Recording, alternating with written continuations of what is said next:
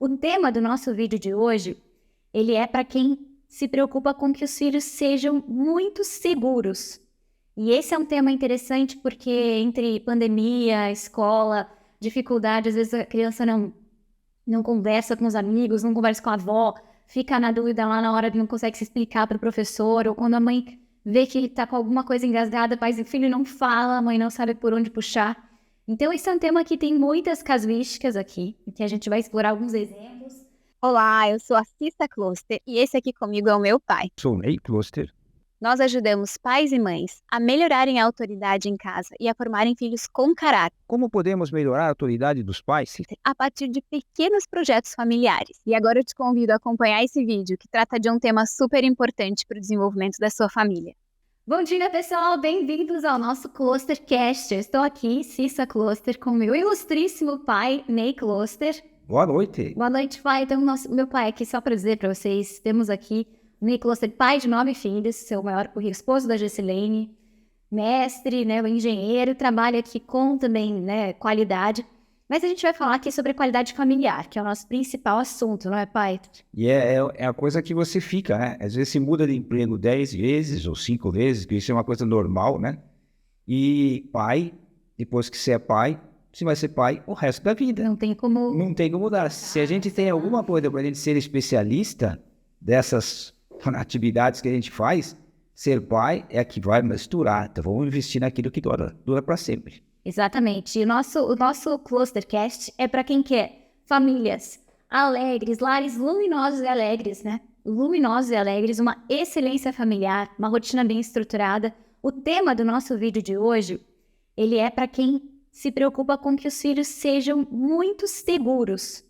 E esse é um tema interessante porque entre pandemia, escola, dificuldade, às vezes a criança não conversa com os amigos, não conversa com a avó, fica na dúvida lá na hora de não consegue se explicar para o professor, ou quando a mãe vê que está com alguma coisa engasgada, o pai e o filho não fala, a mãe não sabe por onde puxar.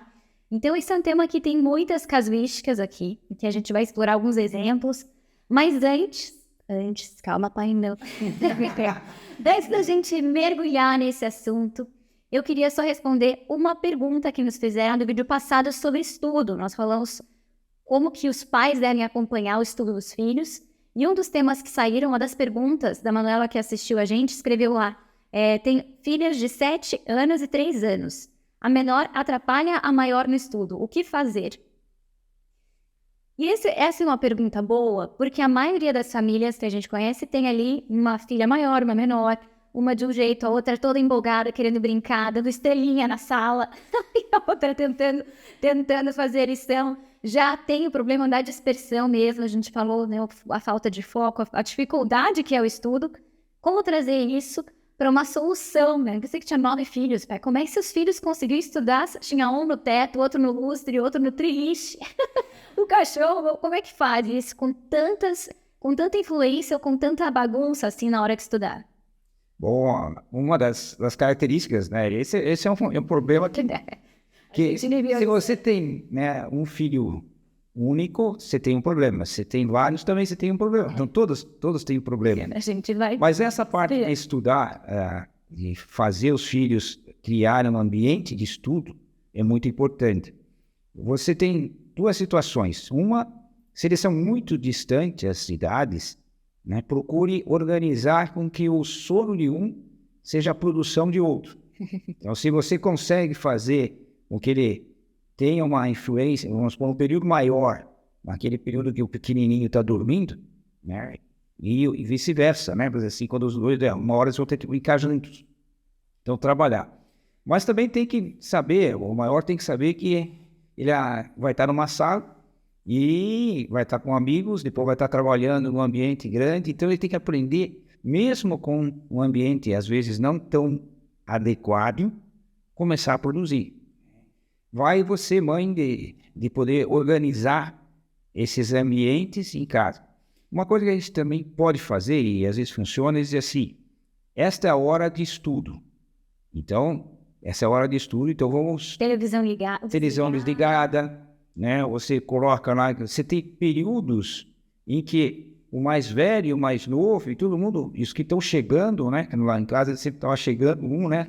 De cada 2 anos chegava, ele ia entendendo que aquela hora Não era para não era para atrapalhar. Então, e aí, necessariamente, aí é a hora que ele vai dormir. Se você cria essa cultura em casa, fica mais fácil, né?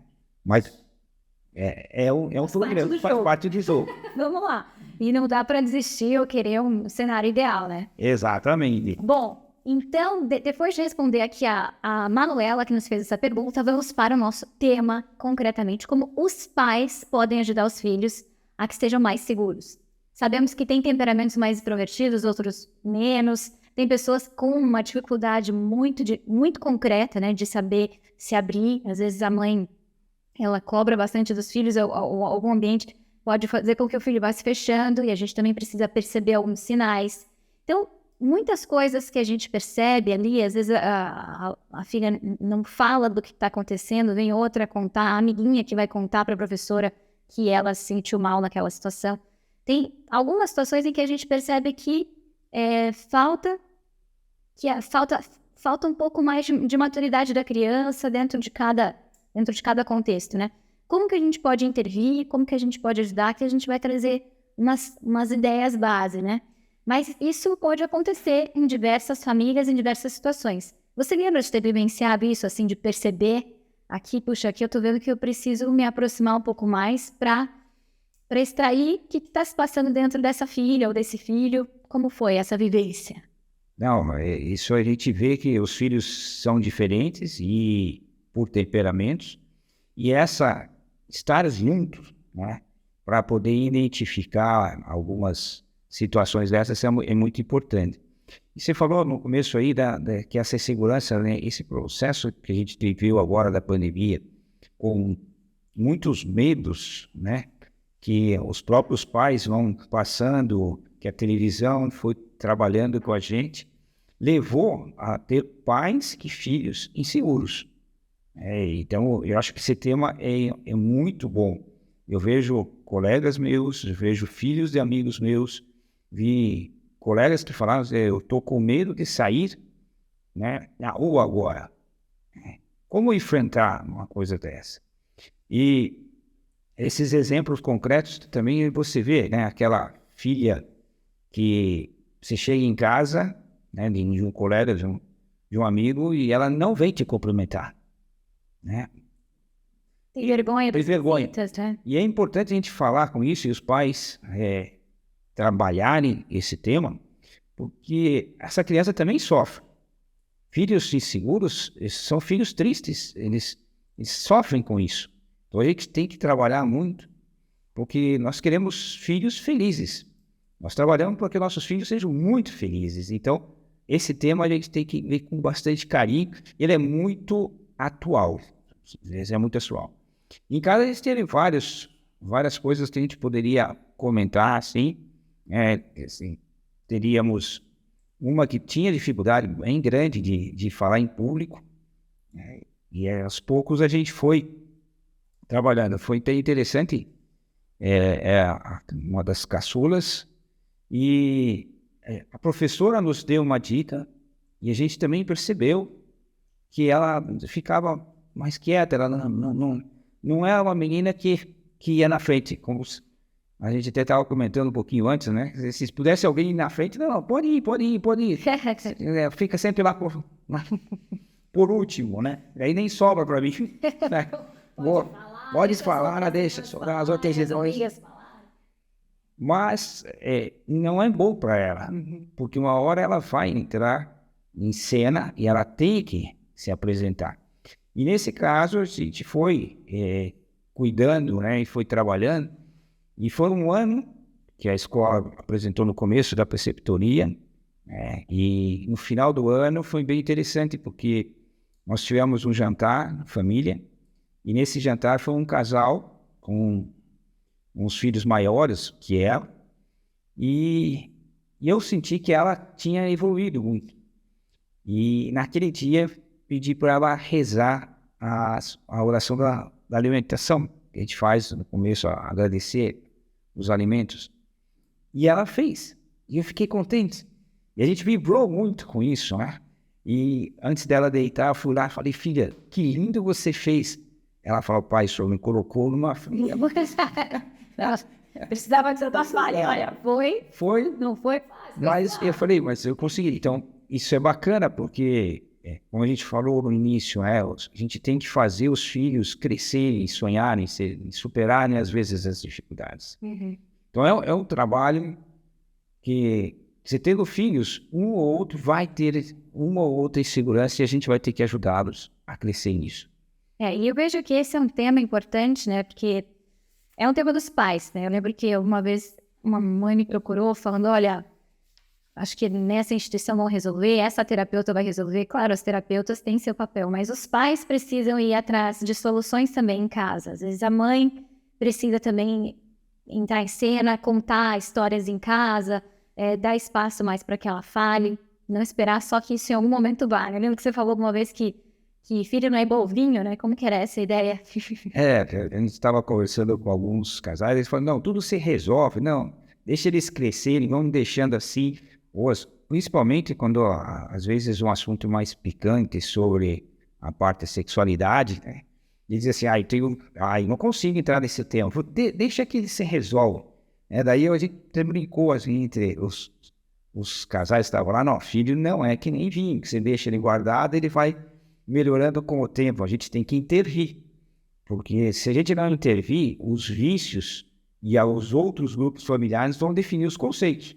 E quando a gente chega atrasado e tem que retirar conceito, você já chegou numa apresentação que está lotada, é fácil você chegar lá, o cara, eu quero sentar na primeira fila, sai daí, deixa eu entrar. Não sai. Pode ser. Eu cheguei aqui primeiro. Pode ser que você seja a pessoa que deveria estar lá sentado, outro sentou lá por engano. Aquele é o teu lugar. Você era a pessoa que foi convidada para sentar naquele lugar. Tem que chegar primeiro, tem que chegar antes. Tem que chegar antes. Mesmo que você tenha o ingresso, ó, esse é no banco, tá? Isso aqui, eu comprei esse aqui. Então, a educação também a gente tem que chegar antes. E nesse assunto, Cícera, vamos ser bem claro aqui. Que a gente fala que a educação tem que ser clara, precisa para os filhos, não é isso? Sim. Nesse conceito, assim, quais são 3 estratégias claras e rápidas para que a gente pode fazer para os pais? O que a gente pode começar a dar de dica aí? Olha, uma coisa bem importante é que o filho se sinta amado como ele é, né? Assim, a gente também tem que tomar cuidado para não comparar a filha com a outra filha, né? Eu lembro que isso era uma dificuldade, né? A gente vê a filha que é 1 ano mais velha, né? E já e seguirem muitas outras coisas, né? A estrelinha, faz isso aqui, declama poesia, decora, faz não sei quanto, conta de cabeça, raciocínio. E a outra é um pouco mais retraída, a gente tem que mostrar que ela é capaz, né, de ser amada, ser ela mesma, né? Encontrar canais de comunicação ali. Primeiro, os pais têm que observar bem e pensar em pequenas atitudes que eles mesmos podem intervir ali para que ela possa cada dia se exercitar mais, né? Lapidar, a gente falava que não é igualzinho, mas eu lembro que você fala muito que é como um diamante, em que a gente vai polindo, lapidando. Então, se ela vai rezar a oração à mesa, se ela vai ligar para pedir pizza, né? Se ela vai ali na vizinha pedir um ovo, que ela possa cada vez dar um passo maior, né? Tentar ler em voz alta, né? A receita, falar o que está acontecendo ali pro médico, né? Que ela seja protagonista também de pequenas coisas e que os pais vão encorajando isso pouco a pouco.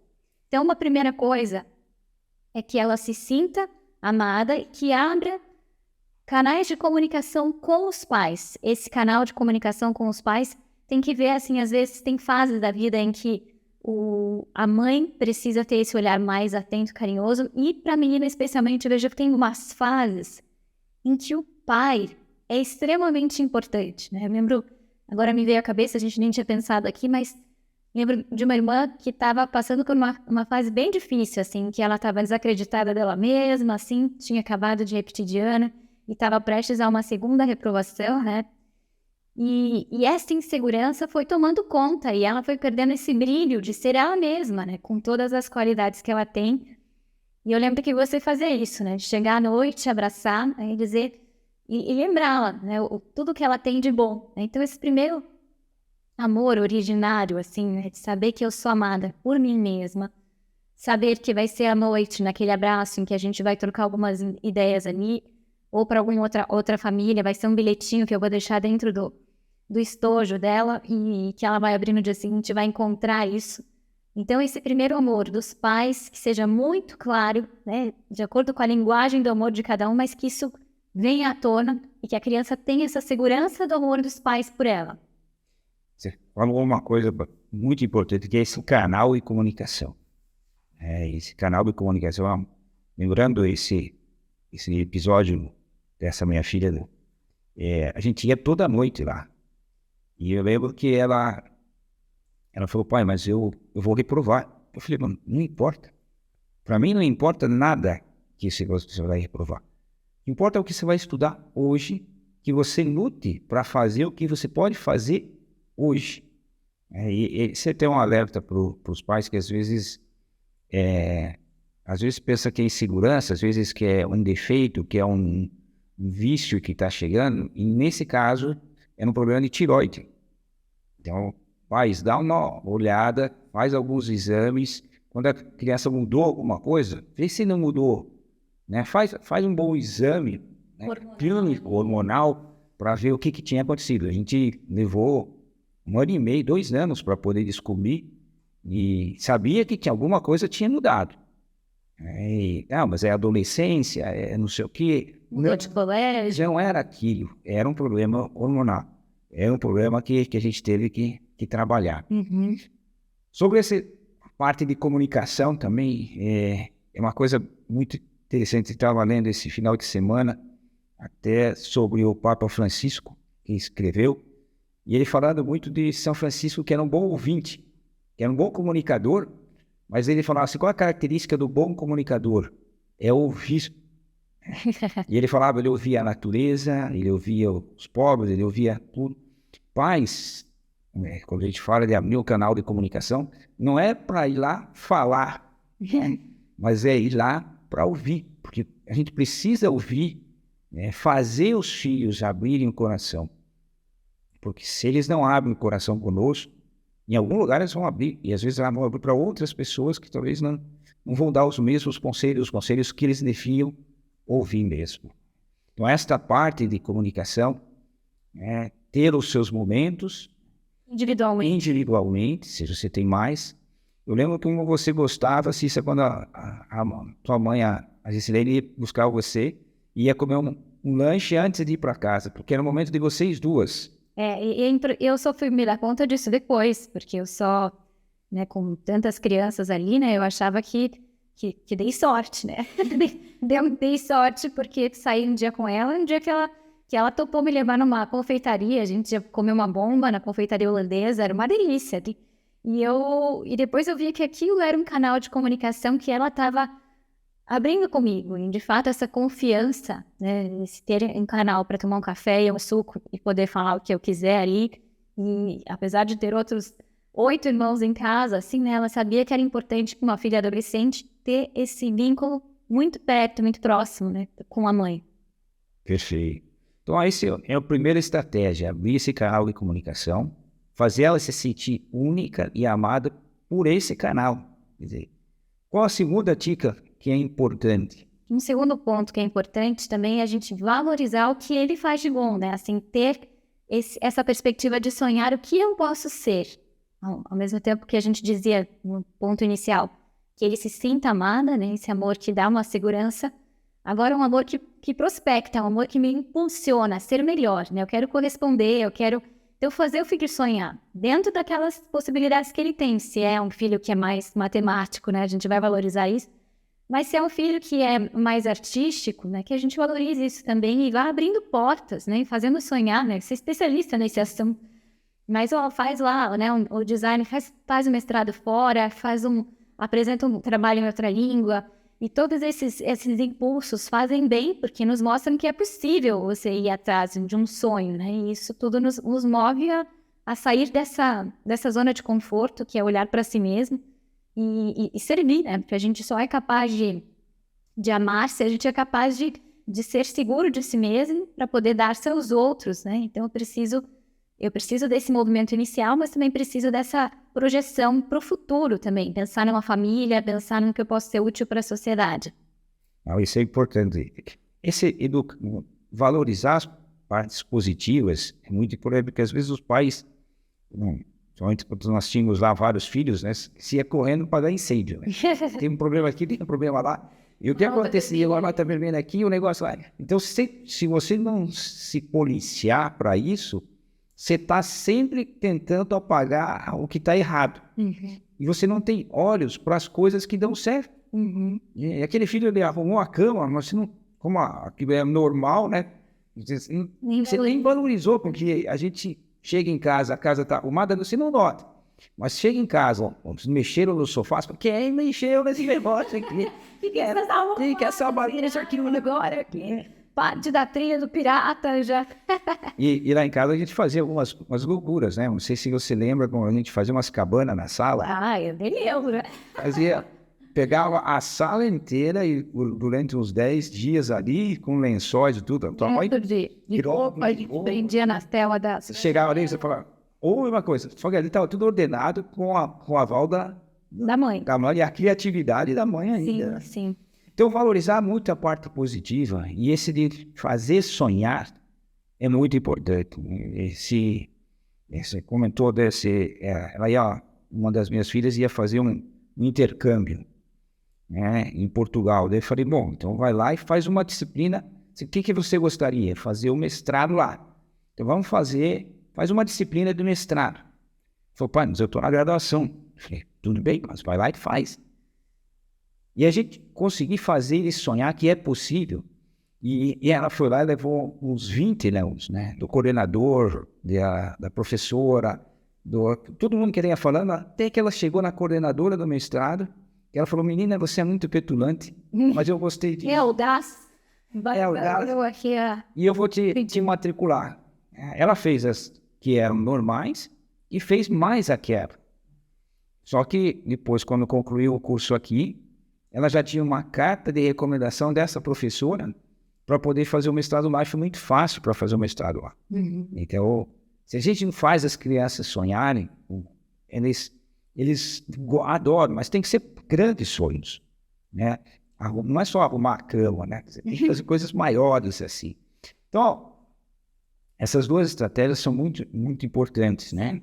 Temos uma terceira aí. A terceira estratégia, eu acho que vale a pena a gente pensar no hoje e agora, né? Que nosso tema também é ajudar a concretizar isso, né? Então, que a criança se sinta segura com os irmãos em casa.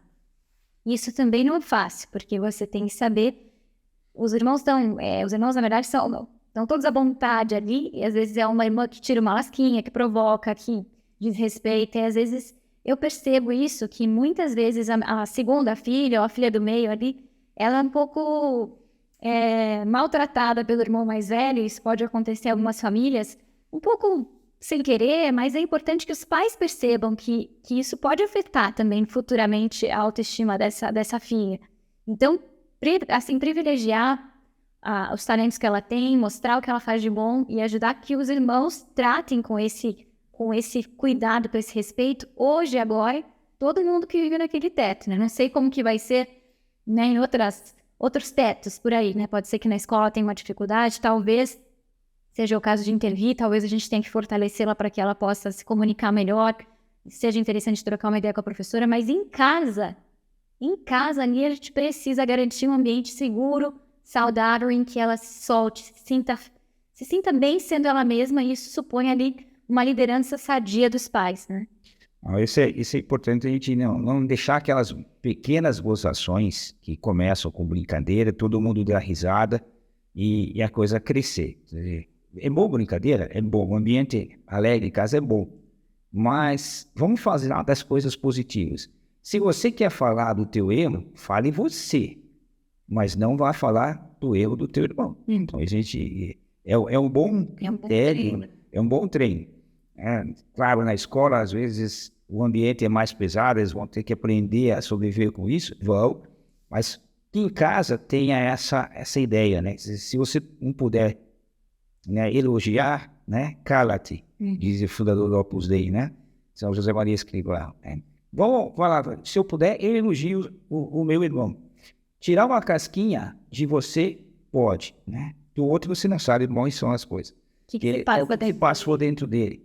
E às vezes essas primeiras brincadeiras em casa podem ir levando, e aí vai uma insegurança, ele vai se sentindo mais, fugindo dos ambientes públicos, ele vai correndo para o seu cantinho para evitar alguma coisa, e às vezes e todo mundo tem, né? Tem uma família que tem uma orelha maior, uma orelha menor, um nariz maior, um nariz menor, tom de voz, um que canta bem, outro que canta mal, que desafina, né? Então, uma vez ele foi cantar, e o cara falou assim, canta baixo, Ney, canta baixo. Canta baixo do quê? Canta baixo. Foi extremamente caridoso esse seu amigo aí. Não, mas é importante isso, a gente não dá tanta bola para isso, mas é bem importante, sim, como os irmãos se tratam, né? Então, para a gente fechar, falamos sobre essa importância de que a pessoa se sinta amada, que ela se sinta feliz no ambiente, a gente precisa ter olhar para isso, falando sobre como ela pode sonhar em voar alto, e nisso a gente tem que saber desbravar alguns talentos ali. Se eu percebo, por exemplo, que em casa chega a visita, chega a avó, ela não sabe interagir com a avó, não sabe conversar com a tia, chega aniversário dela, ela quer ficar só na barra da mãe ou naquelas mesmas, ela não consegue falar com todos os convidados, isso já são sinais. Ou a gente percebe que o irmão nosso, né, um tio, a gente fala, nossa, minha sobrinha não consegue interagir, fica só mexendo nas coisas dela, se fecha no quarto. Às vezes a gente até fala assim, ela não dá trabalho, né, porque em geral algumas crianças que são mais tímidas, né, parece que não dão trabalho, mas é uma antena que a gente tem que ter, né? Em algum momento essa pressão, né, de será que gostam de mim, será que eu sei ser tão boa quanto a outra, será que eu sou capaz de fazer algo diferente? Isso vai em algum momento implodir, se a gente não abrir um canal de comunicação e fazer com que a pessoa seja ela mesma. Então, acho que vale a pena a gente repassar esses 3 pontos e mandar esse tipo de vídeo aí para quem a gente conheça e, de repente, isso pode ajudar uma família, né? Isso porque a gente sempre encontra um ou outro amigo então, que tem algumas dificuldades dessas, maior ou menor, que ouviu falar, né? Passa porque são pequenas dicas que podem resolver grandes, e a gente quer que essas crianças sejam muito felizes. Exatamente. Uma frase que eu me lembrei agora é isso. Quem está em guerra consigo mesmo, necessariamente estará em guerra com os demais. Quem não está em paz consigo mesmo, necessariamente estará em guerra com os demais. É isso. Uma frase do Mauro Leonardi, que eu deixei para falar aqui no final, para a gente pensar a importância de estar em paz consigo mesmo, para que isso depois possa melhorar o mundo. E com isso terminamos nosso vídeo de hoje, nosso Clustercast. Espero que vocês tenham gostado. Para repartir já com o seu esposo, já falar com ele essas ideias. A gente está precisando interagir mais, contar mais história, né? Pensar em alguma estratégia para que ela se sinta mais amada, que ela se sinta mais correspondida e que ela possa crescer. Então, hoje já dá para conversar com o marido sobre isso, certo? E colocar um planinho de ação aí para que a gente possa fazer cada família um pouco melhor. Quem tiver dúvidas, depois já manda aí a sua pergunta e a gente vai respondendo nos próximos vídeos. É isso, né, Thay? É isso. Um beijo para vocês e até o próximo vídeo. Valeu.